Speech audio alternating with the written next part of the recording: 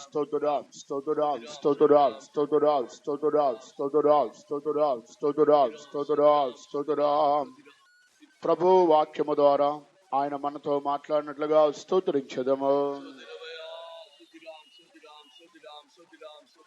స్తోత్రం స్తోత్రం స్తోత్రం స్తోత్రం. దేవుని యొక్క వాక్యం చదువుకుందాం. தேவனுடைய வசனத்தை நாம் வாசிப்போம்.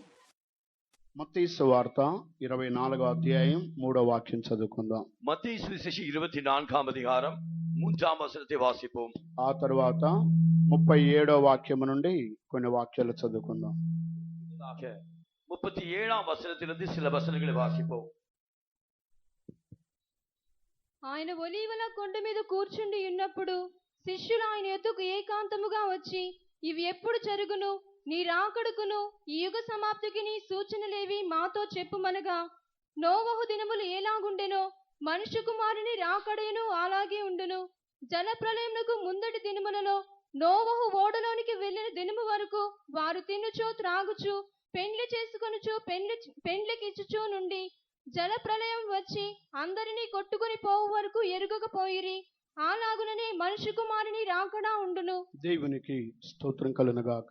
దేవునికి స్తోత్రం ఉండాగటం. ఈ 37వ వాక్యము నుండి 51వ వాక్యము వరకు చూచినప్పుడు దీనికి మధ్యలో క్రీస్తు యొక్క రెండవ రాకడను గురించి మనం చూడగలుగుతున్నాము. இந்த 37ஆம் வசனத்திலிருந்து 51ஆம் வசனம் வரை நாம் பார்க்கும்போது இது கர்த்தராகிய இயேசு கிறிஸ்துவின் இரண்டாம் வருகையை குறித்து எழுதப்பட்டிருக்கிறது. యేసు క్రీస్తు యొక్క రెండవ రాకడ లేనట్లయితే రహస్య రాకడను గురించి ఈ యొక్క వచనములలో రాయబడి ఉన్నది. கர்த்தராகிய இயேசு கிறிஸ்துவின் இரண்டாம் வருகையை குறித்து, இல்லை என்றால் அவருடைய ரகசிய வருகையை குறித்து இந்த வசனங்களில் எழுதப்பட்டிருக்கிறது. 37, 38, 39 ఈ 3 వచనాలలో నోవహు కాలమును గురించి, నోవహు కాలము యొక్క పరిస్థితులను గురించి గత వారములలో మనం విని ఉన్నాము. இந்த 37, 38, 39 இந்த 3 வசனங்களிலும் நோவாவின் காலத்தை குறித்து, நோவாவின் காலத்தின் சூழ்நிலையை குறித்து நாம் எழுதப்பட்டிருப்பதை கடந்த வாரங்களில் அறிந்தோம். 40వ వాక్యములో నుండి 51 వరకు మీరు ఇంటికి వెళ్ళి చదివినట్లయితే క్రీస్తు యొక్క రెండవ రహస్య రాకడను గురించి ఇక్కడ మనము చూడగలుగుతున్నాము. 40ஆம் వచనத்திலிருந்து 51ஆம் వచనం వரை நீங்கள் வீட்டிற்கு போய் வாசிப்பீர்கள் என்றால் அதில் கிறிஸ்துவின் இரண்டாம் வருகையை குறித்து நாம் வாசிக்க கூடும். ఇక్కడ చదవబడిన చెప్పబడిన ఈ వాక్యములన్నీ మనము చదువుటకు సమయము అనుమతించడం లేదు. இங்கே எழுதப்பட்டிருக்கிற வசனங்கள் எல்லாவற்றையும் நாம் இப்பொழுது வாசிப்பதற்கு நமக்கு நேரம் போதாது. 40వ వాక్యము నుండి 51 వరకు మీరు ఇంటికి వెళ్ళి చదివినట్లయితే క్రీస్తు యొక్క రెండవ రహస్య రాకడను గురించి ఇక్కడ చెప్పబడి ఉన్నది. இங்கே வீட்டிற்கு போய் நீங்கள் 40லிருந்து 52 வரை நீங்கள் வாசிப்பீர்கள் என்றால் இங்கே கிறிஸ்துவின் ரகசிய வருகையை குறித்து சொல்லப்பட்டிருக்கிறது. యేసుక్రీస్తు ఈ భూమి మీద జీవించిన దినములలో ఆయన రాకడను గురించి అనేకమైనటువంటి సంభవములు, సూచనలు ప్రభు తెలియపరిచి ఉన్నారు. கர்த்தராகிய இயேசு கிறிஸ்து இந்த பூமியிலே ஜீவித்த நாட்களிலே அவர் தம்முடைய வருகை குறித்து అనేక அடையாளங்களை, காரியங்களை அவர் தெரியப்படுத்தினார். శిష్యులు అడుగుతున్నారు, ప్రభువా ఇవెప్పుడు జరుగును? నీ రాకడకి ఈ యుగ సమాప్తికి సూచనలేవి, అవి మాతో చెప్పండి. சீஷர்கள் கர்த்தராகிய இயேசுவை கேட்கிறார்கள், இவைகள் எப்பொழுது சம்பவிக்கும்? உம்முடைய வருகைக்கும் இந்த உலகத்தின் முடிவுக்கும் அடையாளம் என்ன என்று. 4వ వాక్యము నుండి అనేక సూచనలు గత దినములలో మనం విని ఉన్నాము. 4வது వచనத்திலிருந்து சொல்லப்பட்ட అనేక அடையாளங்களை கடந்த காலங்களிலே நாம் தியானித்தோம். మన కన్వెన్షన్ కు ముందు దినాలలో నోవహు కాలమును గురించి మనం విని ఉన్నాము. நம்முடைய கன்வென்ஷன் நாட்களுக்கு முன்னதாக நோவாவின் காலத்தை குறித்து நாம் கேட்டோம். ఆ తదుపరి ఈ 40వ వచనము నుండి 51వ వచనం వరకు క్రీస్తు యొక్క రెండవ రహస్య రాకడను గురించి ఇక్కడ చెప్పబడి ఉన్నది. இங்கே குறிக்கப்பட்டிருக்கிற 40ஆம் வசனத்திலிருந்து 51ஆம் வசனம் வரை கிறிஸ்துவின் ரகசிய வருகை குறித்து சொல்லப்பட்டிருக்கிறது. ఈ దినమున క్రీస్తు యొక్క రెండవ రహస్య రాకడను గురించి మనం కొన్ని కార్యాలు వినబోతున్నాము. இன்றைக்கு நாம் கிறிஸ்துவின் ரகசிய வருகை குறித்து சில காரியங்களை நாம் கேட்க போகிறோம். యేసుక్రీస్తు చనిపోయి ఆయన పునరుద్ధానము చెంది పరలోకమునకు ఆరోహణమయ్యే ముందు 40 దినములు ఈ లోకములో తన్ను తాను సజీవునిగా కనపరుచుకుని ఉన్నాడు. கர்த்தராகிய இயேசு கிறிஸ்து மரித்து அவர் உயிர் தெழுந்து அவர் பரலோகத்துக்கு ஏறெடுப்பதற்கு முன்னதாக 40 நாட்கள் அவர் இந்த உலகத்திலே அவர் சஞ்சாரம் பண்ணினார். ఆయన 40 దినములు గడిచిన తరువాత పరలోకమునకు ఆరోహణమైపోయి ఉన్నాడు. அவர் 40 நாட்கள் கழிந்த பின்புதான் அவர் பரலோகத்துக்கு ஏறெடுக்கப்பட்டார். ఆయన పరలోకమునకు వెళ్ళేటప్పుడు ఒలీవ కొండ యొద్ద నుండి ఆయన పరలోకమునకు ఆరోహణమైపోయి ఉన్నాడు. அவர் பரலோகத்திற்கு ஏறெடுக்கப்படுவதற்கு முன்பதாக அந்த ஒலிவு மலையிலிருந்துதான் அவர் ஏறெடுக்கப்பட்டார். అపోస్తల కార్యములు 1వ అధ్యాయం 9వ వాక్యమును మనము చదివినట్లయితే அப்போஸ்தலர் நடபடிகள் 1ஆம் அதிகாரம் 9ஆம் வசனத்தை நாம் பார்ப்போம் என்றால் అక్కడ యేసు ఒలీవ కొండ మీద నుండి పరలోకమునకు ఆరోహణమైపోయి ఉన్నాడు. அவர் அங்கே ஒலிவு மலையிலிருந்து அவர் பரலோகத்திற்கு ஏறெடுக்கப்பட்டார். అప్పుడు శిష్యులు ఆరోహణమై పోయే యేసును వారు తేరి చూచి ఉన్నారు. அப்பொழுது சீஷர்கள் வானத்திற்கு ஏறெடுக்கப்படுகிற கர்த்தராகிய இயேசுவை அவர்கள் நோக்கி பார்த்தார்கள். అప్పుడు 2 దేవదూతలు వారికి కనబడి గలిలయ మనుషులారా అని వారు పిలుచుచున్నారు. அப்பொழுது அங்கே 2 தேவதூதர்கள் அவர்களுக்கு காணப்பட்டு கலிலேயா மனுஷரே என்று அவர்கள் அழைக்கப்பட்டார்கள். మీరెందుకు నిలిచి ఆకాశం వైపు తేరి చూచుచున్నారు? நீங்கள் நின்று ஏன் வானத்தை அண்ணாந்து பார்க்கிறீர்கள்? ఈ యేసు ఏ రీతిగా పరలోకమునకు ఆరోహణమైపోయి ఉన్నాడో అదే రీతిగా ఆయన మరలా దిగవచ్చును. இந்த இயேசுவானவர் எப்படி உங்கள் கண்களுக்கு முன்பாக வானத்திற்கு எடுத்துக்கொள்ளப்பட்டாரோ அதே வண்ணமாக அவர் மறுபடியும் இறங்கி வருவார். అపోస్తల కార్యములు 1వ అధ్యాయం 9వ వాక్యం. ఈ మాటలు చెప్పి వారు చూచుచుండగా ఆయన ఆరోహణమాయెను.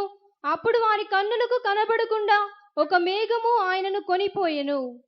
ఆయన వెళ్ళుచుండగా వారు ఆకాశము వైపు తేరి చూచుచుండిరి. ఇదిగో తెల్లని వస్త్రములు ధరించుకుని 2 మనుషులు వారి యొద్ద నిలిచి, గలిలయ మనుషులారా, మీరెందుకు నిలిచి ఆకాశం వైపు చూచుచున్నారు? మీ యొద్ద నుండి పరలోకమునకు చేర్చుకొనబడిన ఈ యేసే ఏ రీతిగా పరలోకమునకు వెళ్ళుట మీరు చూచితిరో ఆ రీతిగానే ఆయన తిరిగి వచ్చునని వారితో చెప్పిరి. దేవునికి స్తోత్రం కలుగునుగాక. தேவனுக்கு ஸ்தோத்திரம் உண்டாகட்டும். ఏ రీతిగా ఈయన పరలోకమునకు వెళ్ళుట మీరు చూచి ఉన్నారో ఆ రీతిగానే ఆయన తిరిగి వచ్చునని ఆ 2 మనుషులు పలికి ఉన్నారు. எப்படி உங்கள் கண்களுக்கு முன்பாக அவர் வானத்துக்கு எழுந்தருளினாரோ அப்படியே அவர் திரும்ப வருவார். ఇది యేసు క్రీస్తు యొక్క రెండవ రహస్య రాకడ గురించి ఇక్కడ చెప్పబడి ఉన్నది. இது கர்த்தராகிய இயேசு கிறிஸ்துவுடைய 2வது ரகசிய வருகை குறித்து சொல்லப்பட்டிருக்கிறது. ప్రియమైన దేవునికి బిడ్డలారా, యేసు క్రీస్తు యొక్క రహస్య రాకడలో 3 యొక్క భాగములు మనము చూడగలుగుతున్నాము. பிரியமான தேவனுடைய பிள்ளைகளே, கர்த்தராகிய இயேசு கிறிஸ்துவின் ரகசிய வருகையில் 3 பாகங்கள் இருப்பதாக நாம் பார்க்கிறோம். సాధారణముగా క్రైస్తవులందరూ దేవుని యొక్క రాకడ అది ఒకే విధముగా ఉంటుంది అని వారు బోధిస్తున్నారు.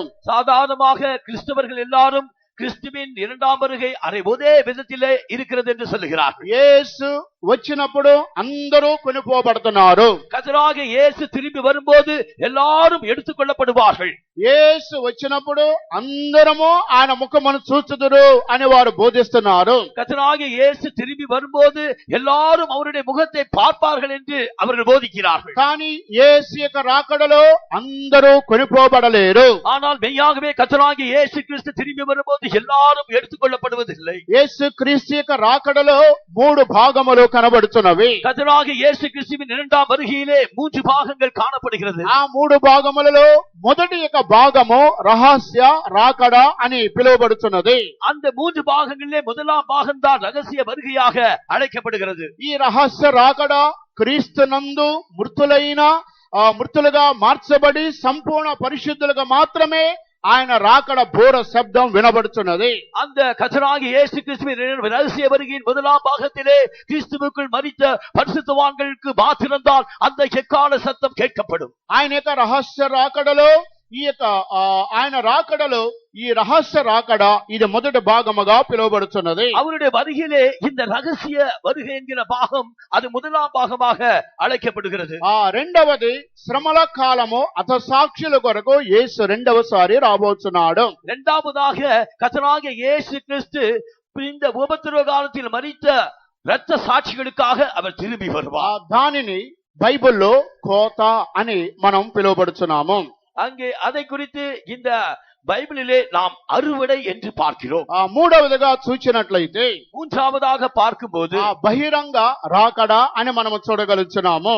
அது பகிரங்க வருகை என்று நாம் பார்க்கிறோம். ఈయన రెండవ రాకడలో ఈ మూడు యొక్క అనుభవములు కనబడుచున్నవి. ஆகையால் கர்த்தராகிய இயேசு கிறிஸ்துவின் இரண்டாம் வருகையிலே இந்த மூன்று பாகங்கள் காணப்படுகிறது. దేవునికి స్తోత్రం కలుగును గాక. தேவனுக்கு ஸ்தோத்திரம் உண்டாகட்டும். అందువలన ప్రభు తన రాకడను గురించి అనేకమైన సూచనలు శిష్యులకు తెలియపరిచి ఉన్నారు. ஆகையால் தான் கர்த்தராகிய இயேசு கிறிஸ்து தம்முடைய வருகை குறித்து அநேக அடையாளங்களை தம்முடைய சீஷர்களுக்கு அறிவித்தார். శిష్యులు అడుగుతున్నారు, ప్రభువా మీ రాకడ ఎప్పుడు జరుగును?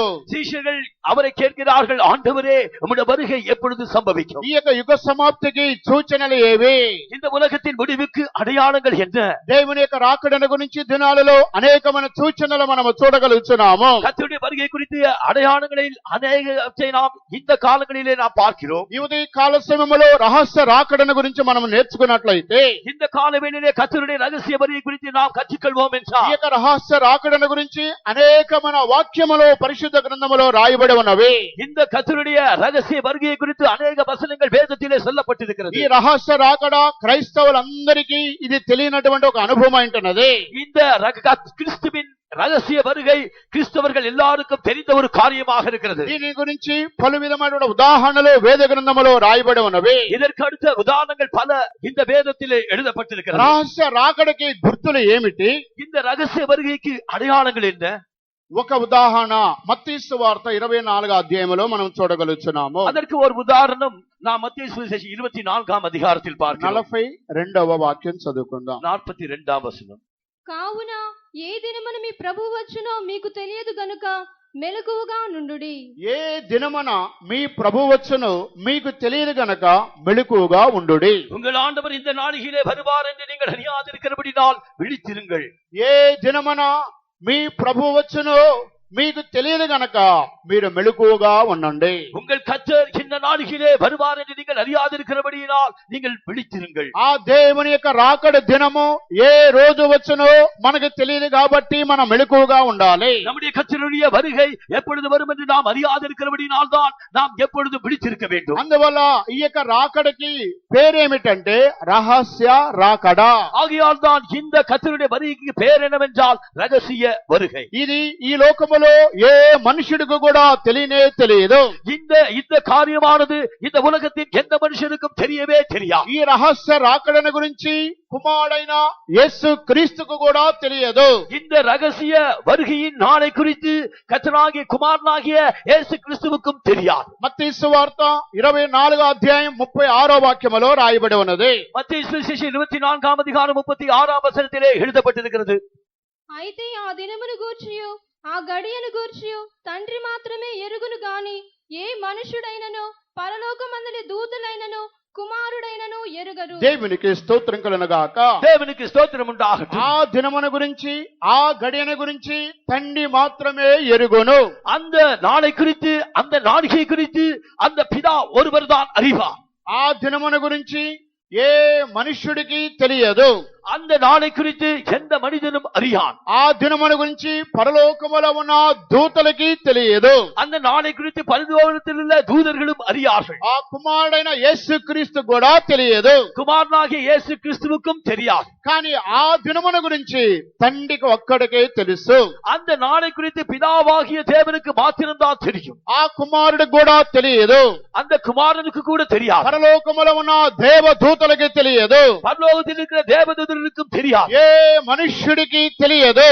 எந்த மனுஷனுக்கும் தெரியாது. అందువలన ఈ 42వ వాక్యములు ఏమని చదువుతున్నాము? ஆகையால் இந்த 42ஆம் வசனத்தில் என்ன வாசிக்கிறோம்? ఏ దినమున మీ ప్రభు వచ్చునో మీకు తెలియదు గనక మెలకువగా ఉండండి. இந்த நாளிலே கர்த்தர் வருவார் என்று நீங்கள் அறியாதிருக்கிறபடியால் விழித்திருங்கள். అందువల్ల ఈ యొక్క రాకడకి పేరు రహస్య రాకడ. ஆகையால் தான் இந்த கர்த்தருடைய வருகைக்கு பெயர் ரகசிய வருகை. 44వ వాక్యం కూడా మనం చూసినట్లయితే 44ஆம் வசனத்தையும் பார்ப்போம் என்றால், మీరనుకుని గడియలో మనుష్య కుమారుడు వచ్చును గనుకనే మీరును సిద్ధముగా ఉండుడి. దేవునికి స్తోత్రం కలుగునుగాక. தேவனுக்கு ஸ்தோத்திரம் మీరు உண்டாகட்டும். అనుకున్న గడియలు మనిషి కుమారుడు వచ్చును గనుక మీరును సిద్ధముగా ఉండండి. நீங்கள் நினையாத நாளிகையிலே மனுஷகுமார் வருவார், ஆகையால் நீங்கள் எப்பொழுதும் காத்திருங்கள். మీరు అనుకున్న గడియలో ఆయన వచ్చును గనుక మీరును మెలకువగా ఉండండి. நீங்கள் நினையாத நாளிகையிலே மனுஷகுமார் வருகிறபடியினால் நீங்கள் எப்பொழுதும் ஆயத்தமாயிருங்கள். మీరు అనుకున్న గడియలో మనిషి కుమారుడు రాబోతున్నాడు. நீங்கள் நினையாத நாளிகையில் தான் மனுஷகுமார் வரப்போகிறார். మరొక చోట రాయబడి ఉన్నది, ఇదిగో నేను దొంగవలే రాబోతున్నాను. இன்னொரு இடத்தில் எழுதப்பட்டிருக்கிறது, இதோ நான் திருடன் வருகிற வண்ணமாகவே நான் வருவேன். 43వ వాక్యం. 43వ వచనం. ఏ జామును దొంగ వచ్చునో ఇంటి యజమానునికి తెలిసి ఇండునేడల అతడు మెలకువగా ఉండి తన ఇంటికి కన్నము వేయనీయడని మీరెరుగుదురు. మీరనుకుని గడియలో మనుషులు దేవునికి స్తోత్రం కలుగునుగాక. தேவனுக்கு ஸ்தோத்திரம் ఏ உண்டாகட்டும். జామున దొంగ వచ్చునో ఇంటి యజమానునికి తెలియదు. இந்த சாமத்திலே திருடன் வருவான் என்று வீட்டு எஜமானுக்கு தெரியாது. మీరు అనుకున్న గడియలో ఆయన రాబోతున్నాడు. நீங்கள் நினையாத நேரத்தில் அவர் வரப்போகிறார். ఏ దినమున వచ్చునో మీకు తెలియదు కాబట్టి మెలకువగా ఉండండి. இந்த நாளிலே அவர் வருவான் என்று தெரியாதபடியால் நீங்கள் விழித்திருங்கள். ఇదిగో నేను దొంగవలే రాబోచునని ప్రభు పలుకుచున్నాడు. இதோ திருடன் வருகிற வண்ணமாகவே நான் வருவேன் என்று கர்த்தர் சொல்கிறார். ఈ వాక్యములన్నిటినీ మనము ధ్యానించినట్లయితే இந்த வசனங்கள் எல்லாம் நாம் தியானிக்கும் போது ఆయన యొక్క రాకడ రహస్య రాకడని ఈ వాక్యముల ద్వారా మనం గ్రహింపబోతున్నాము. அவருடைய வருகையானது ரகசிய வருகைதான் என்று இந்த வசனங்களின் மூலமாக அறிந்து கொள்கிறோம். ప్రియమైన సహోదరి సహోదరుడా, பிரியமான சகோதரனே சகோதரியே, ఆయన వచ్చేటప్పుడు அவர் வரும்போது మొదట భ్రష్టత్వము సంభవించితేనే గాని ఆ దినము రాదు అని దెస్సలోనికి రాసిన పత్రికలో మనం చూడగలుగుతున్నాము. விசுவாச துரோகம் முந்தி சம்பவிக்கும் வரை அவர் வரார் என்று எழுதப்பட்டிருக்கிறது. 2వ దెస్సలోనికి రాసిన పత్రిక 2వ అధ్యాయం 3వ వాక్యం. మొదట భ్రష్టత్వము సంభవించి నాశన పాత్రుడకు పాప పురుషుడు బయలుపడితేనే గాని ఆ దినము రాదు. దేవునికి స్తోత్రం కలుగునుగాక.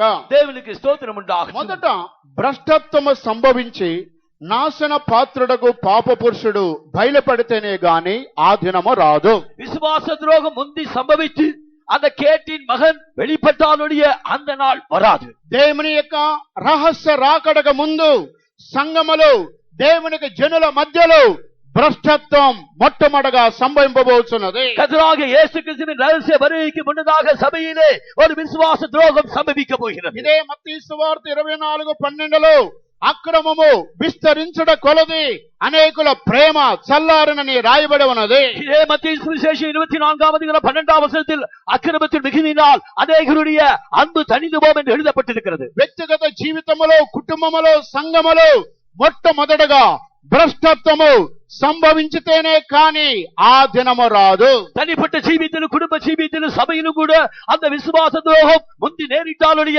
அந்த நாள் வராது. అనేకులు దేవుని ప్రేమలో చల్లారిపోయే సందర్భములో దేవుని యొక్క రాకడ రాబోతున్నది. அநேகருக்குள்ளே தேவனுடைய அன்பு தணிந்து போகிற நேரத்தில் தான் கர்த்தருடைய வருகையும் வரப்போகிறது. ప్రియమైన సహోదరి సహోదరుడా, ఈ యొక్క రహస్య రాకడకి ఈ గుర్తులన్నీ వేద గ్రంథములో ప్రభు సెలవిచ్చున్నారు. பிரியமான சகோதரனே சகோதரியே, கர்த்தருடைய ரகசிய வருகைக்குரிய அடையாளங்கள் எல்லாம் இந்த வேதத்திலே வசனங்களிலே எழுதப்பட்டிருக்கிறது. ఈ యొక్క రహస్య రాకడలో కొనిపోబడే జనులు ఏ విధంగా ఉంటున్నారు? இந்த ரகசிய வரியிலே எடுத்துக்கொள்ளப்பட போகிற ஜனங்கள் எவ்விதமாக இருப்பார்? క్రైస్తవులు అందరూ ఈ రాకడలో కొనిపోబడలేరు. கிறிஸ்தவர்கள் எல்லாரும் இந்த வருகையிலே எடுத்துக்கொள்ளப்படுவதில்லை. సంఘములో ఉన్న జనులందరూ ప్రభు రాకడలో కొనిపోబడలేరు. சபையிலே இருக்கிற ஜனங்கள் எல்லாரும் கர்த்தருடைய வருகையிலே எடுத்துக்கொள்ளப்படுவதில்லை. దైవ సేవకులు అందరూ ఈ యొక్క రాకడలో కొనిపోబడలేరు. தேவ ஊழியர்கள் எல்லாரும் அவருடைய வருகையிலே எடுத்துக்கொள்ளப்படுவதில்லை. విశ్వాసిగా పిలువబడుతున్న ప్రతి ఒక్కరూ ఈ యొక్క రహస్య రాకడలో కొనిపోబడలేరు. விசுவாசி என்று அழைக்கப்படுகிற ஒவ்வொருவரும் கர்த்தருடைய வருகையிலே எடுத்துக்கொள்ளப்படுவதில்லை. ఈ యొక్క రాకడలో కొనిపోబడే వారి యొక్క క్వాలిఫికేషన్ ఏమిటి? அப்படியானால் இந்த கர்த்தருடைய வருகையிலே எடுத்துக்கொள்ளப்படக்கூடிய தகுதிகள் என்ன? క్రీస్తు యొక్క రెండవ రహస్య రాకడలో కొనిపోబడే పరిశుద్ధులు ఎలాగా ఉంటున్నారు? கிறிஸ்துவின் ரகசிய வருகையிலே எடுத்துக்கொள்ளப்படுகிற பரிசுத்தவான்கள் எவ்விதமாக இருப்பார்கள்? వారు సంపూర్ణపరచబడిన పరిశుద్ధులే క్రీస్తు యొక్క రహస్య రాకడలో కొనిపోబడుతున్నారు. பரிபூர்ணமாக்கப்பட்ட பரிசுத்தவான்கள் மாத்திரம்தான் கிறிஸ்துவின் ரகசிய வருகையிலே எடுத்துக் கொள்ளப்படுகிறார்கள். ఏ కృపావరములలో లోపము లేని వారు ఆయన రాకడలో కొనిపోబడుతున్నారు. கிருபையின் பலங்களிலே யாதொன்றிலும் குறைவில்லாதவர்கள் தான் அவருடைய வருகையிலே எடுத்துக் கொள்ளப்படுவார்கள். దేవుని ప్రేమలో, పరిశుద్ధతలో, దేవుని చిత్తములో, విశ్వాసములో పరిపూర్ణలుగా మార్చబడిన వారే ఆయన రాకడలో కొనిపోబడుతున్నారు. தேவனுடைய அன்பிலே, தேவனுடைய விசுவாசத்திலே, தேவனுடைய சித்தம் செய்வதிலே, தேவனை பற்றிய காரியங்களிலே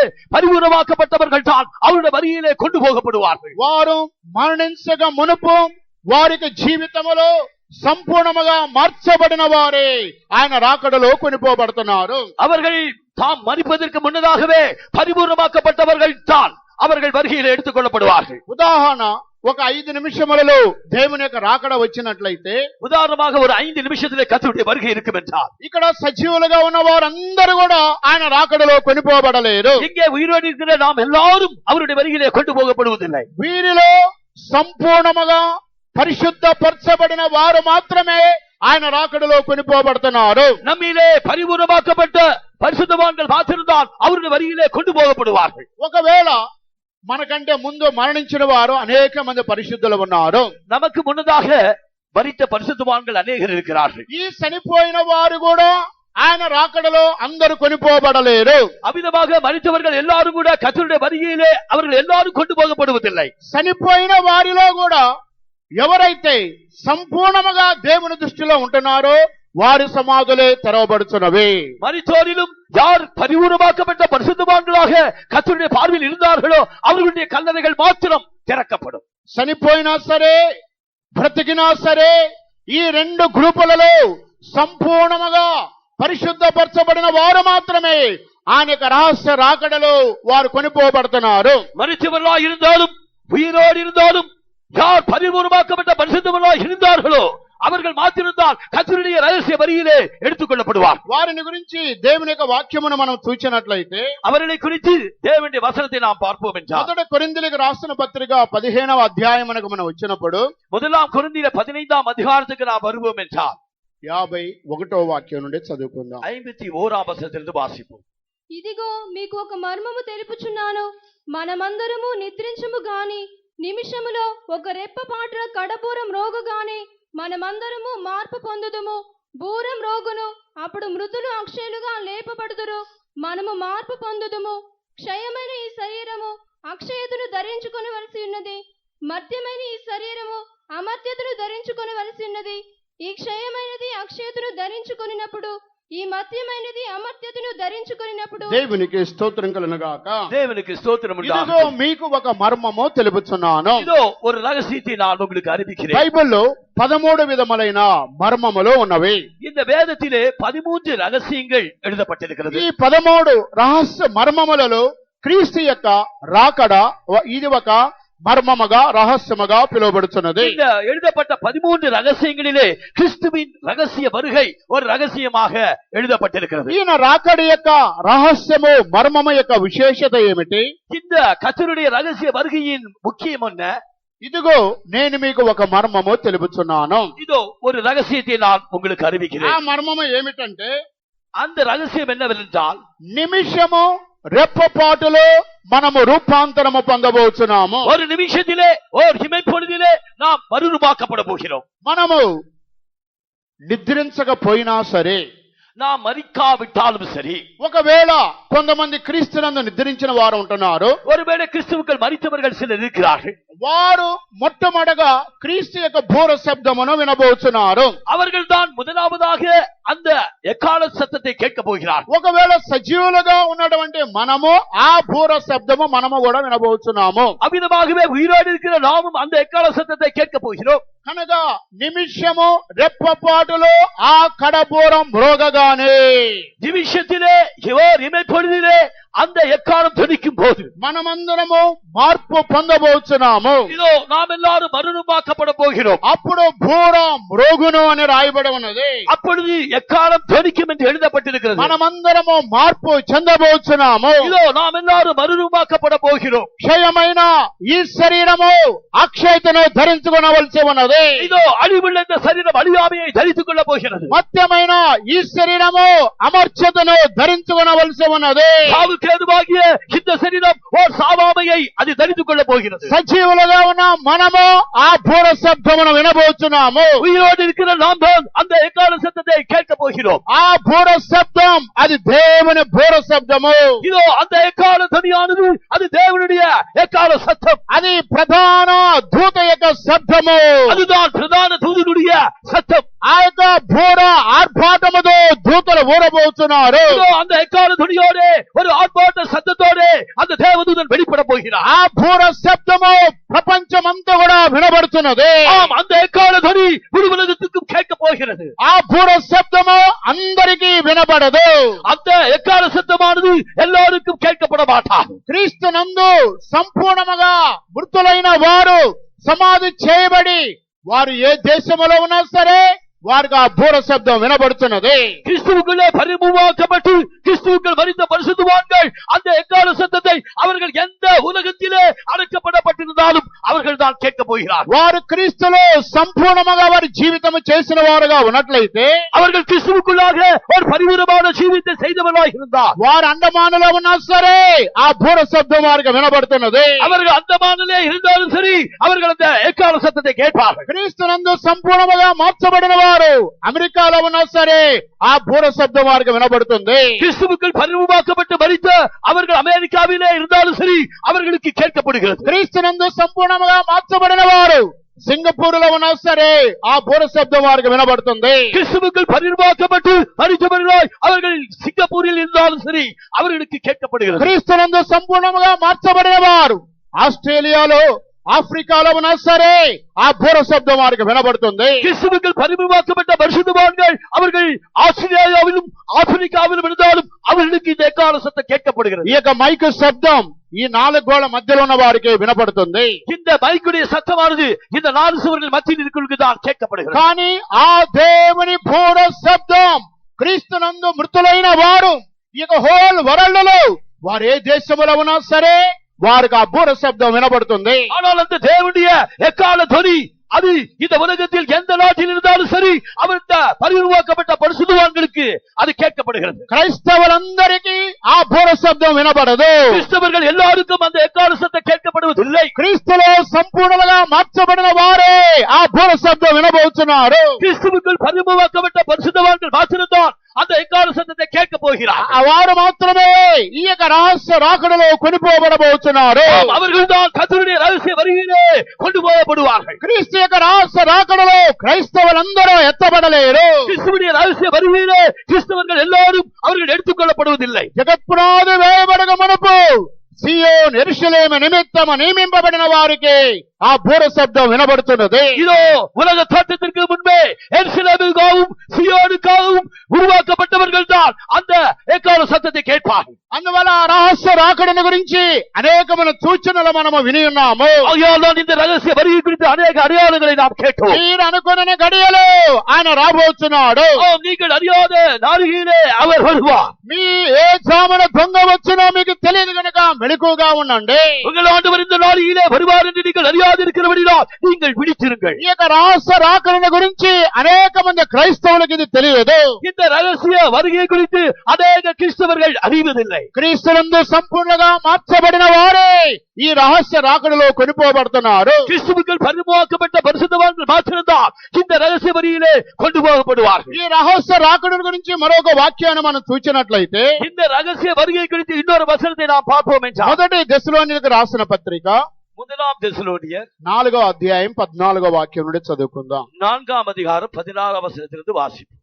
యేసు మృతి పొంది తిరిగి లేచినని మనము నమ్మిన ఎడల అదే ప్రకారము యేసునందు నిద్రించిన వారిని దేవుడు ఆయనతో కూడా వెంట పెట్టుకుని వచ్చును. దేవునికి స్తోత్రం కలుగును గాక.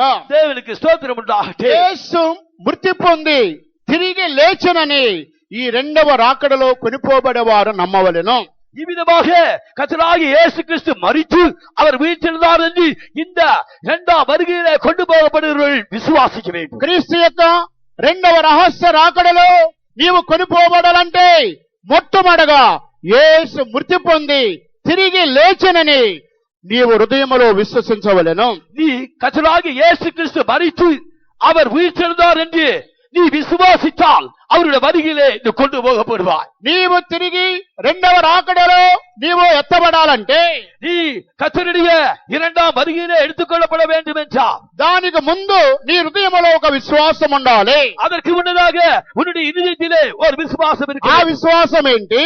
அந்த விசுவாசம் என்ன? యేసు క్రీస్తు మృతి నొంది తిరిగి లేచి ఉన్నాడని నీవు విశ్వసించాలి. கர்த்தராகிய இயேசு கிறிஸ்து உனக்காக மரித்து அவர் மறுபடியுமாக உயிர்த்தெழுந்தார் என்று உன்னுடைய இதயத்திலே நீ முதலாவது விசுவாசிக்க வேண்டும். ఆయన మరణమును ఆయన పునరుద్ధానమును మొట్టమొదటిగా మీరు విశ్వసించాలి. அவருடைய மரணத்தையும் அவருடைய உயிர்த்தெழுதலையும் முதலாவதாக நீ விசுவாசிக்க ఆయన வேண்டும். మరణమును పునరుద్ధానమును నీవు విశ్వసించకపోతే அவருடைய மரணத்தையும் உயிர்த்தெழுதலையும் நீ விசுவாசியாவிட்டால் నీవు క్రీస్తు యొక్క రహస్య రాకడలో కొనిపోబడలేవు. நீ கிறிஸ்துவின் ரகசிய வருகையிலே எடுத்துக்கொள்ளப்பட மாட்டாய். నీవలాగా క్రీస్తు మృతి పొంది తిరిగి లేచని నీవు నమ్మినట్లయితే நீ கர்த்தராகிய இயேசு கிறிஸ்து மரித்து உயிர்த்தெழுந்தார் என்று விசுவாசித்தால் అదే ప్రకారం యేసునందు నిద్రించిన వారిని ఆయన వెంట పెట్టుకుని రాబోచున్నాడు. அவ்விதமாகவே கிறிஸ்துவுக்குள் மரித்த பரிசுத்தவான்களை அவர் தம்மோடு கூட அவர் எடுத்துக்கொண்டு வருவார். 15వ వాక్యం నుండి చదువుకుందాం.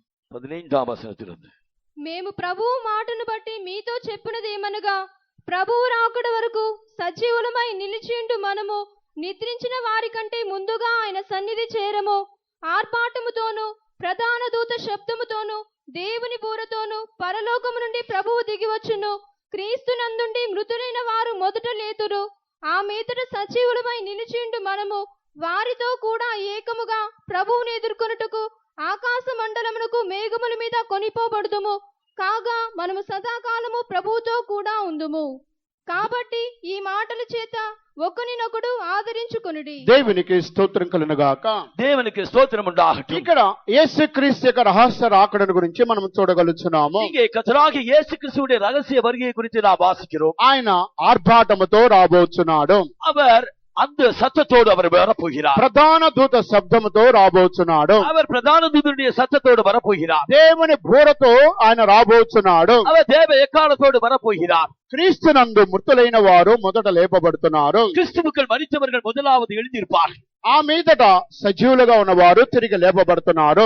பின்பு உயிரோடு இருக்கிற நாமும் அவரோடு கூட எழுப்பப்படுவோம். వారు వీరు ఇద్దరు కలిసి నిమిషము రెప్పపాటులో ప్రభుని ఎదుర్కొనబోతున్నారు. அவர்களும் இவர்களும் சேர்ந்து ஒரு நிமிஷத்திலே இமை பொழுதிலே மறுரூபமாக்கப்படுகிறார்கள். ఇదే క్రీస్తు యొక్క రహస్య రాకడ ఉంటున్నది. இதுதான் கிறிஸ்துவின் ரகசிய வருகையாயிருக்கிறது. ఈ యొక్క రాకడలో క్రీస్తునందు సంపూర్ణపరచబడిన పరిశుద్ధులు వారు చనిపోయినా సరే సజీవులుగా ఉన్నా సరే వారిని చేర్చుకోవడానికి యేసు రాబోతున్నాడు. கிறிஸ்துவுக்குள்ளே மரித்த பரிபூர்ணமாக்கப்பட்ட பரிசுத்தவான்களையும் உயிரோடு இருக்கிற பரிபூர்ணமாக்கப்பட்ட பரிசுத்தவான்களையும் அவர் கொண்டு போகும்போதாக ரகசிய வருகையில வரப்போகிறார். వారు వీరు కలిసి ఒకే నిమిషము రెప్పపాటులో వారు రూపాంతరము చెందబోతున్నారు. அவர்களும் இவர்களும் சேர்ந்து ஒரு நிமிஷத்திலே ஒரு இமை பொழுதிலே அவர்கள் மறுரூபமாக்கப்பட போகிறார். అందువల్ల వీరికి పేరే రహస్య రాకడ.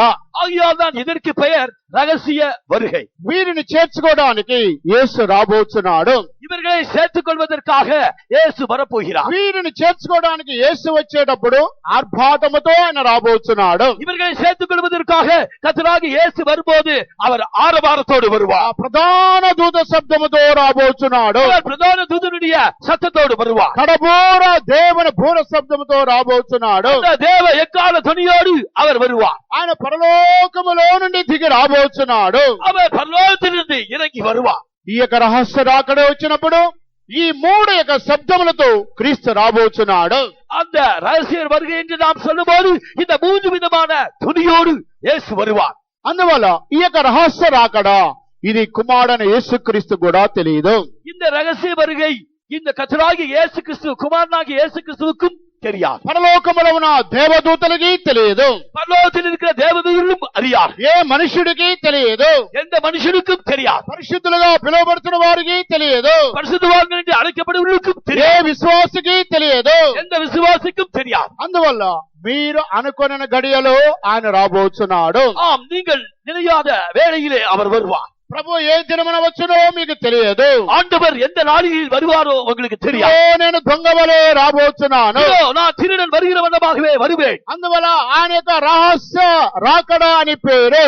ஆகையால் தான் அவருடைய வருகைக்கு ரகசிய வருகை என்று பெயர். ఈ రహస్య రాకడకి సంఘము కొనిపోబడవలెను. இந்த ரகசிய வருகையிலே சபை எடுத்துக்கொள்ளப்பட வேண்டும். ఇది క్రీస్తు యొక్క రెండవ రాకడలో మొదటి భాగమైంటున్నది. இது கர்த்தராகிய இயேசு கிறிஸ்துவின் இரண்டாம் வருகையிலே முதலாம் பாகமாயிருக்கிறது. ఈ యొక్క మొదటి భాగములో రహస్య రాకడలో సంఘములో దేవుని బిడ్డలు కొనిపోబడుతున్నారు. இந்த ரகசிய வருகையிலே தேவனுடைய பிள்ளைகள் அவர்கள் கொண்டு போகப்படுகிறார்கள். సంపూర్ణ పరిశుద్ధులు కొనిపోబడుతున్నారు. பரிபூரணப்பட்ட பரிசுத்தவான்கள் கொண்டு போகப்படுகிறார்கள். ఆ తర్వాత సంఘములో ఒక గ్రూపు వారు విడవబడుతున్నారు. அதற்கு பின்னதாக சபையிலே ஒரு கூட்டத்தார் கைவிடப்படுகிறார். ఒక గ్రూపు వారు ఎత్తబడుతున్నారు. అది రహస్య రాకడ. ஒரு கூட்டத்தார் எடுத்துக்கொள்ளப்படுகிறார்கள். அதுதான் ரகசிய வருகை. మరొక గ్రూపు వారు సంఘములో ఒక గ్రూపు వారు విడవబడుతున్నారు.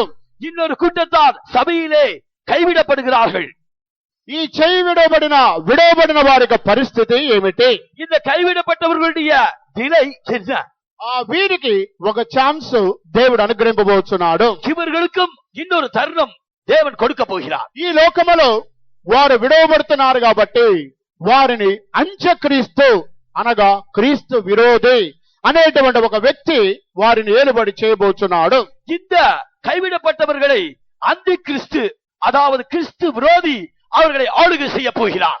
7 సంవత్సరములు ఈ లోకమును అతడు పరిపాలన చేయబోతున్నాడు. 7 வருடங்கள் இந்த உலகத்திலே அவன் ஆளுகை செய்ய போகிறார். ఆ 7 సంవత్సరములలో విడవబడిన క్రైస్తవులు అతనికి చేతులు సాక్షులుగా మరణించాలి. இந்த கைவிடப்பட்டவர்கள் அவருடைய கையிலே இந்த உலகத்திலே இரத்த సాక్షిகளாக மரிக்க வேண்டும். యేసు నిమిత్తమై మేము జీవించాలి అని వారు అంత్యక్రీస్తు యొక్క చేతులు 666 ముద్ర వారు ధరించుకొని వారు మరణించాలి. இவ்விதமாக கர்த்தராகிய இயேசு கிறிஸ்துவுக்காக நாங்கள் மரிக்க வேண்டும் என்று இந்த அந்தி கிறிஸ்துவின் 666 என்ற முத்திரையை அவர்கள் வாங்காமல் அவர்கள் மரிக்க வேண்டும்.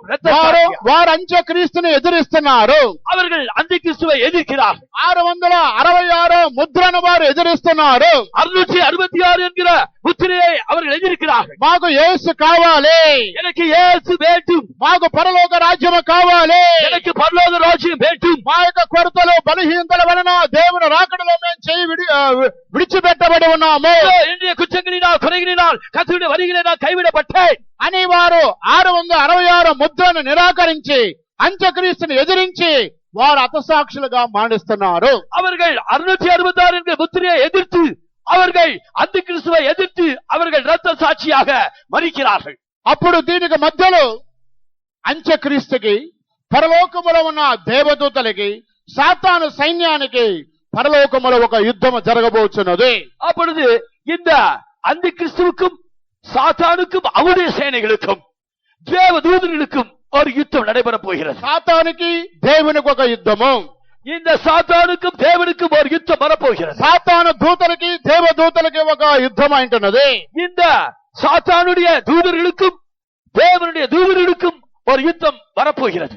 ఆ యుద్ధముల గురించి ప్రకటన గ్రంథం 12వ అధ్యాయం 7వ వాక్యం నుండి చదువుకుందాం. அந்த யுத்தத்தை குறித்து வெளிப்படுத்தின விசேஷம் 12వ அதிகாரம் 7వ వచనத்திலிருந்து వాసిపోం. అంతటి పరలోకమందు యుద్ధము జరిగెను. మికాయేలును అతని దూతలను ఆ ఘట సర్పముతో యుద్ధము చేయవలనని ఉండగా ఆ ఘట సర్పమును దాని దూతలను యుద్ధము చేసిరి గాని గెలవలేకపోయిరి. గనుక పరలోకమందు వారికి స్థలము లేకపోయెను. కాగా సర్వలోకమును మోసపుచ్చుచు అపవాది అనియు సాతాననియు పేరు గల ఆది సర్పమైన మహాఘట సర్పము పడద్రోయబడును. అది భూమి మీద పడద్రోయబడును. దాని దూతలు దానితో కూడా పడద్రోయబడిరి. దేవునికి స్తోత్రం కలుగుగాక. தேவனுக்கு ஸ்தோத்திரம் உண்டாகட்டும். ఇక్కడ పరలోక రాజ్యములో ఒక యుద్ధము జరుగుతున్నది. இங்கே பரலோக ராஜ்யத்திலே ஒரு யுத்தம் நடக்கிறது. ఆ యుద్ధము దేవునికి సాతానుకి మధ్య జరుగుతున్నది. அந்த யுத்தமானது தேவனுக்கும் சாத்தானுக்கும் மத்தியிலே நடைபெறுகிறது. దేవ దూతలకి సాతానిక దూతలకి మధ్య యుద్ధము జరుగుతున్నది. தேவ தூதர்களுக்கும் சாத்தானுடைய தூதர்களுக்கும் மத்தியிலே இந்த யுத்தம் நடைபெறுகிறது. ఈ యుద్ధములో గడసర్పము దాని దూతలు వారు గెలవలేక ఓడిపోయి ఉన్నారు. இந்த யுத்தத்திலே வலுசர்ப்பமும் அவருடைய தூதரும் அவர்கள் நிற்க கூடாது, அவர்கள் தோற்கடிக்கப்பட்டார். అప్పుడు వారికి పరలోక రాజ్యములో చోటు లేదు. அப்படியானால் அவர்களுக்கு இனிமேல் வானத்திலே இடமில்லை. వారు భూలోకములోనికి పడద్రోయబడి ఉన్నారు. அவர்கள் பூமியிலே தள்ளப்பட்டார்கள்.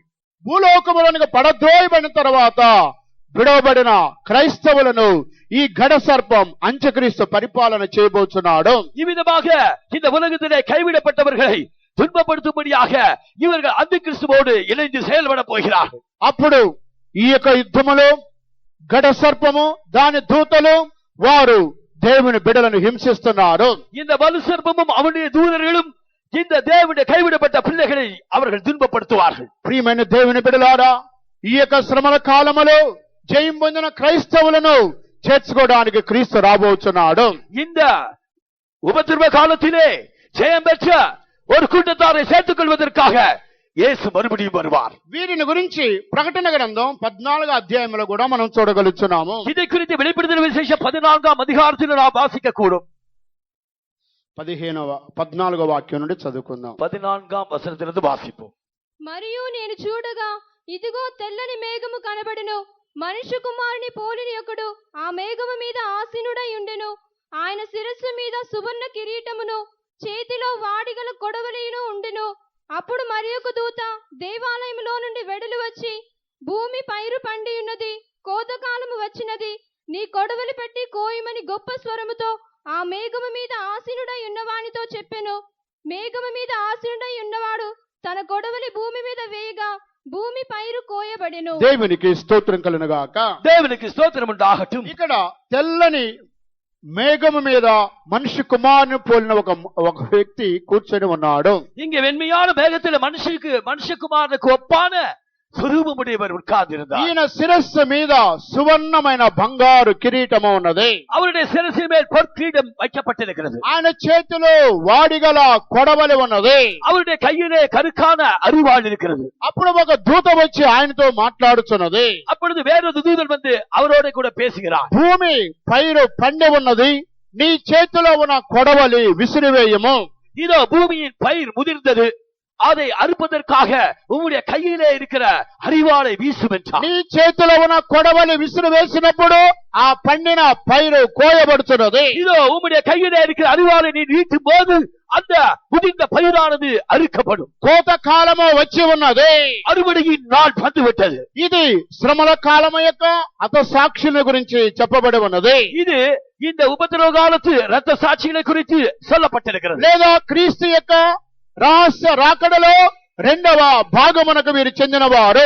இல்லை என்றால் இது கிறிஸ்துவின் ரகசிய வருகையிலே இந்த இரண்டாவது பாகத்தை சேர்ந்தவர் கூட்டத்தார் இருக்கார். మొదటి రహస్య రాకడలో సంపూర్ణపరచబడిన వారు ఏ శ్రమ లేకుండా నిమిషం రెప్పపాటులో వారు కొనిపోబడి ఉన్నారు. இந்த முதலாம் பாகமான ரகசிய வருகையிலே கிறிஸ்துவுக்குள் மரித்த அவரோடு உயிரோடு இருக்கிற பரிசுத்தவான்கள், பரிபோக்கப்பட்ட பரிசுத்தவான்கள் எடுத்துக் கொள்ளப்படுகிறார்கள். క్రీస్తు యొక్క రెండవ రాకడలో విడవబడిన క్రైస్తవుల మధ్యలో ఒక గ్రూపు వారు హతసాక్షులుగా మరణించి అంత్యక్రీస్తుని ఎదిరించి 666 ముద్రను ఎదిరించి అంత్యక్రీస్తు చేతిలో మరణించిన వారు.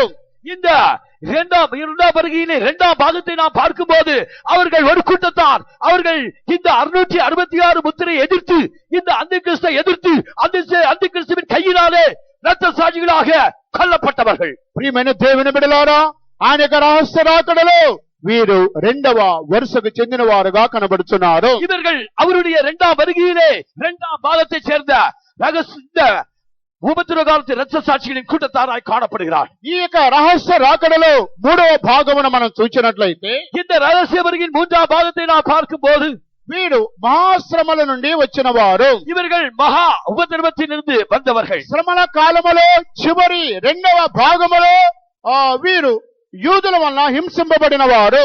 இந்த உபத்திரவ காலத்தின் இரண்டாம் பாகத்திலே யூதர்களா இருந்து அவர்கள் உபத்திரவம் அடைந்தவர்கள். ప్రకటన గ్రంథం 7వ అధ్యాయానికి వచ్చినట్లయితే இந்த வெளிப்படுத்தின விசேஷம் 7ஆம் அதிகாரத்துக்கு வருவோம் என்றால் 9వ వచనము నుండి చదువుకుందాం. 9ஆம் వచనத்திலிருந்து వాసిపోం. అటు తరువాత నేను చూడగా ఇదిగో ప్రతి జనములో నుండి ప్రతి వంశములో నుండి ప్రజలలో నుండి ఆయా భాషలు మాట్లాడు వారిలో నుండి వచ్చి ఎవడనూ లెక్కింపచాలని ఒక గొప్ప సమూహము కనపడెను. వారు తెల్లని వస్త్రములు ధరించుకున్న వారై ఖర్జూరపు మట్టలు చేత పట్టుకుని సింహాసనం ఎదుటను గొర్రెపిల్ల ఎదుటను నిలువబడి సింహాసీనుడైన మా దేవునికిని గొర్రెపిల్లకును మా రక్షణకై స్తోత్రమని మహాశబ్దముతో ఎలుగెత్తి చెప్పిరి. దేవదూతలందరూ సింహాసనము చుట్టూను పెద్దల చుట్టూను ఆ 4 జీవుల చుట్టూను నిలువబడి ఉండిరి. వారు సింహాసనం ఎదుట సాష్టాంగపడి ఆమేన్, యుగ యుగముల వరకు మా దేవునికి స్తోత్రమును మహిమయు జ్ఞానమును కృతజ్ఞతాస్తుతియు ఘనతయు శక్తియు బలమును కలుగును గాకని చెప్పుచు దేవునికి నమస్కారము చేసిరి. ఆమేన్. పెద్దలలో ఒకడు తెల్లని వస్త్రములు ధరించుకుని ఉన్న వీరెవరు, ఎక్కడి నుండి వచ్చిరని నన్ను అడిగెను. అందుకు నేను, అయ్యా నీకే తెలియననగా అతడు నాతో ఇలాగు చెప్పెను, వీరు మహాశ్రమల నుండి వచ్చిన వారు. గొర్రెపిల్ల రక్తములో తమ వస్త్రములను ఉదుకుకొని వాటిని తెలుపు చేసుకొనిరి. అందువలన వారు దేవుని సింహాసనం ఎదుట ఉండి రాత్రింబగళ్ళు ఆయన ఆలయములో ఆయనను సేవించుచున్నారు.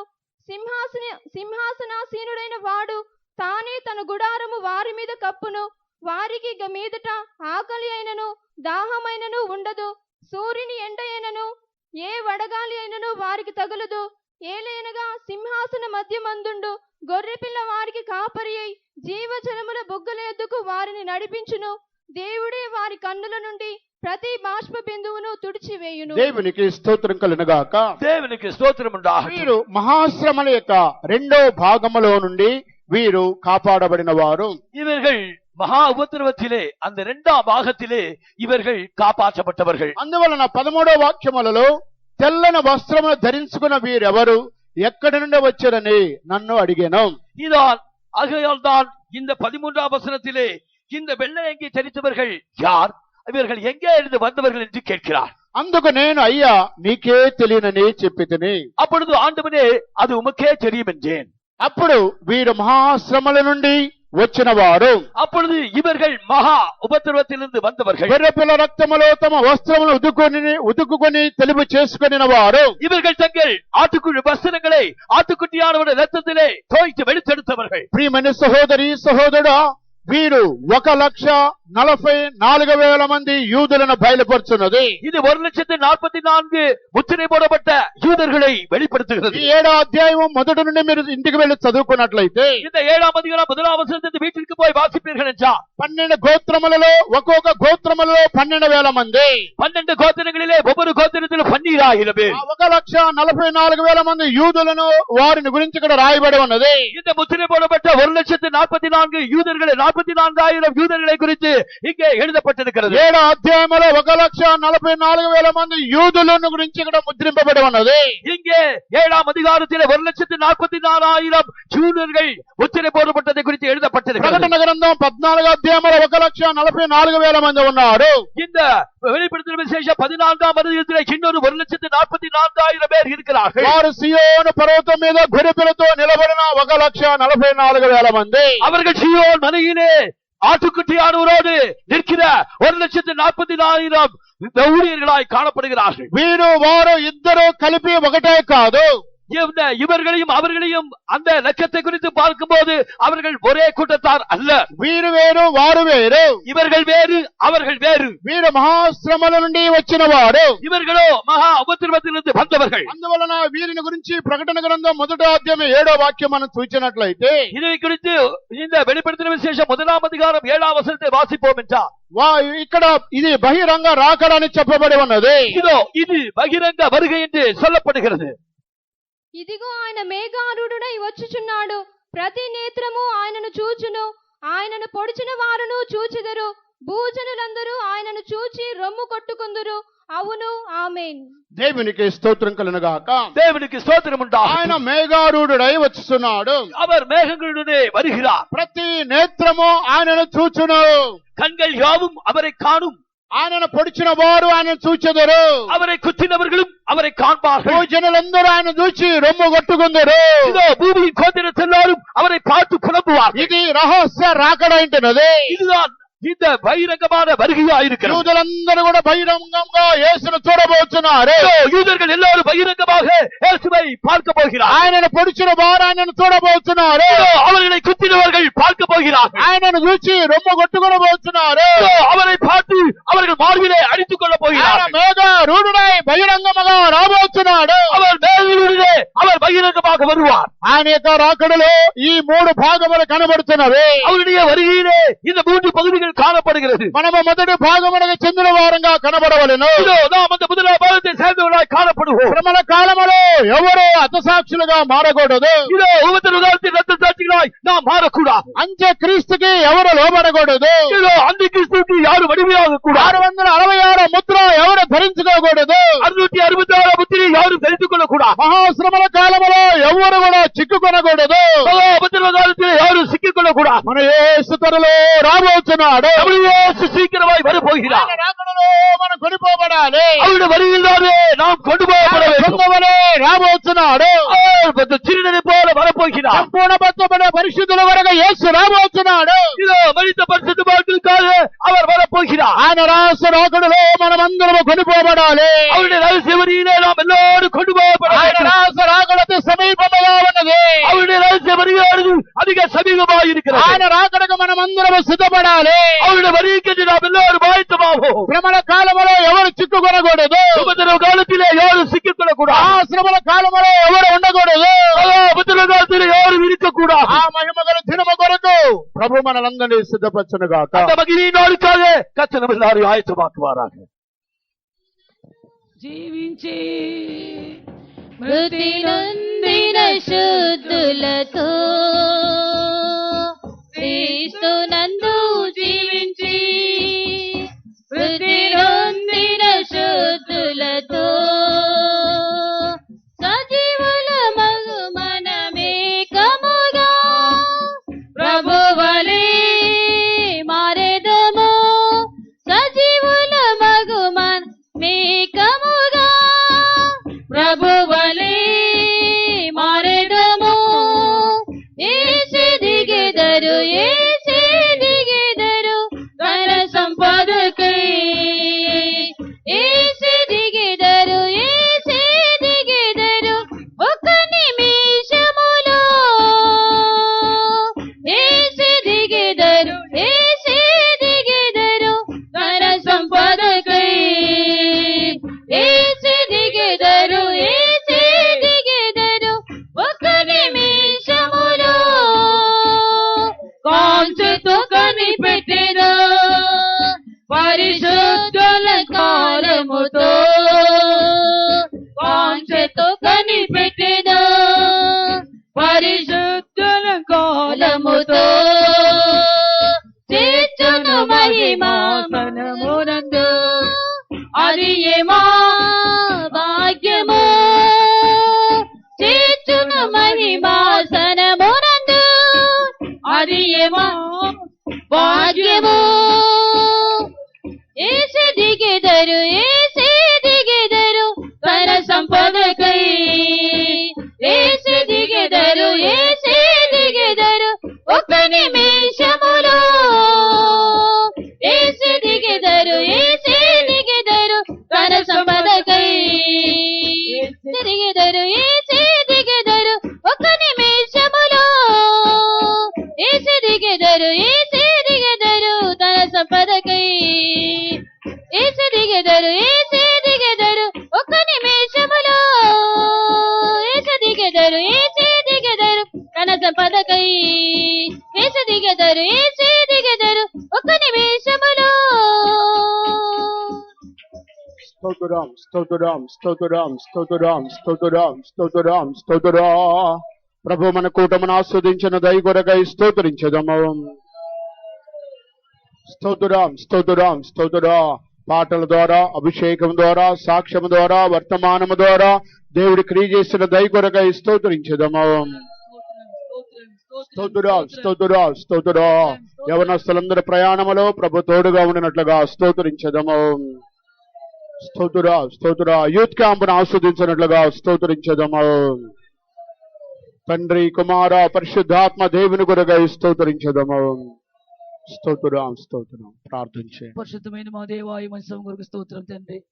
గడిచిన వారం మాకు నచ్చినంత మీరు బాగా నడిపించి మీరు ఆశ్రయించిన దయ కొరకే స్తోత్రం. మరి ఒక ప్రధాన యువ నెలలో మాకు ఇచ్చిన దయ కొరకే స్తోత్రం. భయంకరమైన ఎండలు వేడిలు ప్రభువా మీరు మాకు ఇచ్చిన కృప పుస్తకముల ఆరోగ్య కొరకు స్తోత్రం తండ్రి. మీ సంధానం ఉదయకాలం చేరి ఆత్మతో సత్యంతో సేవించిన మాకు ఇచ్చిన గొప్ప ధన్యత కొరకే స్తోత్రం ప్రభువా. ఆరాధన మీరు భాషను దయకి స్తోత్రం. వచ్చిన వాళ్ళందరి కొరకే స్తోత్రం. మీరు పలికిన వాకుల కొరకే స్తోత్రం. ఈ దినములు ప్రభువా స్వామి మీరు అక్కడికి వచ్చి అనేక సంభవములు అనేక కార్యములు వినిచినంతటి స్తోత్రం ప్రభువా. మందకెళ్ళిపోకుండా ప్రభావ, నిర్లక్ష్యం ఉండకుండా ప్రభావ, వినినప్పుడు భయము భక్తి వణుకు ప్రతి వాళ్ళు కలిగి చేయండి స్వామి స్తోత్రం. ఈ లోకం మమ్మల్ని ప్రత్యేకించింది ప్రభావ స్వామి ఈ పరిశుద్ధ జీవితం చేసి మీతో పాటు ఉండే కొరకే కదా ప్రభావ. కాబట్టి ఆ ప్రకటన కలిగిన వారి మా జీవితంలో కొరతలన్నీ లోటుపాట్లు వదిలివేసి ప్రభావ భయముతో భక్తితో మీరు ఆకలి నిరీక్ష కలిగి జీవించటకు స్వామి ఎప్పుడు మీరు వస్తారో మాకు తెలియదు కనుక ప్రభావ మెలుగు కలిగి ఉండి ప్రభావ బూర శబ్దం విని మీతో పాటు చేరి బాకి అందరికి దయచండి స్వామి స్తోత్రం. ఈ వారంలో కూటమిని మీరు ఆశ్రయించు, మనసుల కూట మీరు ఆశ్రయించము. బిడ్డలందరూ ప్రయాణం క్షేమంగా తీసుకెళ్లి చేర్చి ప్రభావ గొప్ప ఆస్వాదం పొంది సరైన ఒక మారు మనసు కలిగిన వారుగా ఆత్మీయులుగా మార్చి అందరిని నడిపించండి స్వామి. నీకు స్తోత్రం తండ్రి, నీకు స్తోత్రం ప్రభావ. ఈ వాతావరణం మీద అనుకూలపరిచి ప్రభావ స్వామి స్తోత్రం. దేశంలో కరుణించి స్తోత్రం. ఎండల వల్ల ఎవరికి బలిగింత లేకుండా మీరు రెక్కల నీడలో అందరినీ కప్పి కాపాడుతుంది స్తోత్రం. ఇంకా ప్రభావ నీ కొరకు భయంతో భక్తితో ఆసక్తి వైరాగ్యం జీవించాలి ప్రభావ. మమ్మల్ని పిలిచిన పిలుపుని ఏర్పాటు గ్రహించుకుని స్వామి మీ సంపూర్ణ మాత్రం నెరవేర్చి మహిమలు రాకులు కనబట్టుకు మాకు అందరికి సాయం చేయమని యేసు ప్రభు నామములో వేడుకొంచున్నాము తండ్రి. ఆమేన్. స్తోత్రించదము. స్తోత్రం. మన ప్రభు అయినటువంటి యేసుక్రీస్తు కృపయు తండ్రి అయిన దేవుని యొక్క ప్రేమయు పరిశుద్ధాత్మక సహవాసము ఇప్పుడు ఎల్లప్పుడు ప్రభు రాకడ వరకు మనందరికీ తోడేండును గాక. ఆమేన్. హల్లెలూయా, హల్లెలూయా, హల్లెలూయా. వచ్చే ఆదివారం నుండి ఆరాధన 8:30 గంటలకు. వేసవి వేడి అధికముగా ఉన్నందువల్ల వచ్చే ఆదివారం నుండి ఆరాధన 8:30 గంటలకు ప్రారంభించబడను. 8:30 నుండి 11:30 వరకు.